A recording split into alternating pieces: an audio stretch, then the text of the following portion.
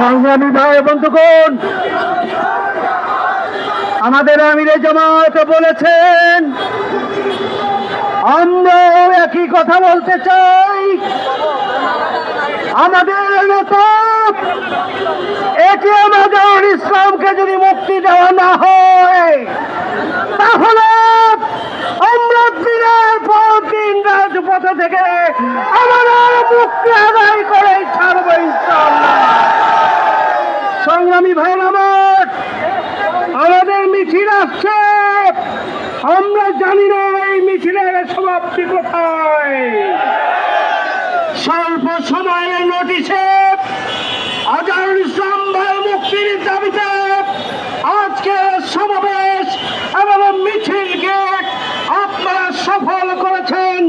এই জন্য ঢাকা মহানগরী সংগঠনের পক্ষ থেকে আপনাদের সবাইকে জানাই আন্তরিক শুভেচ্ছা এবং অভিনন্দন। আবারও বলতে চাই, অবিলম্বে আজহারুল ইসলাম ভাইকে মুক্তি দিতে হবে। অবিলম্বে জামাত ইসলামী নিবন্ধন আমাদেরকে ফিরিয়ে দিতে হবে।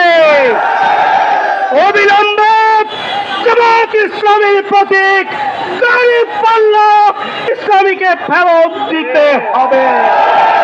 না দেওয়া পর্যন্ত আমাদের আন্দোলনের জন্য, রাজপথে কর্মসূচি পালনের জন্য প্রস্তুত থাকার আহ্বান জানিয়ে আপনাদের সবাইকে আবারও কৃতজ্ঞতা জানিয়ে শেষ করছি। এর মধ্য দিয়ে আমরা আজকের কর্মসূচি এখানেই শেষ করতে চাই। মিছিল শেষে নিজ নিজ এলাকায় আপনারা সুশৃঙ্খলভাবে ফিরে যাবেন। আবারও সবার প্রতি আন্তরিক কৃতজ্ঞতা এবং শুভেচ্ছা।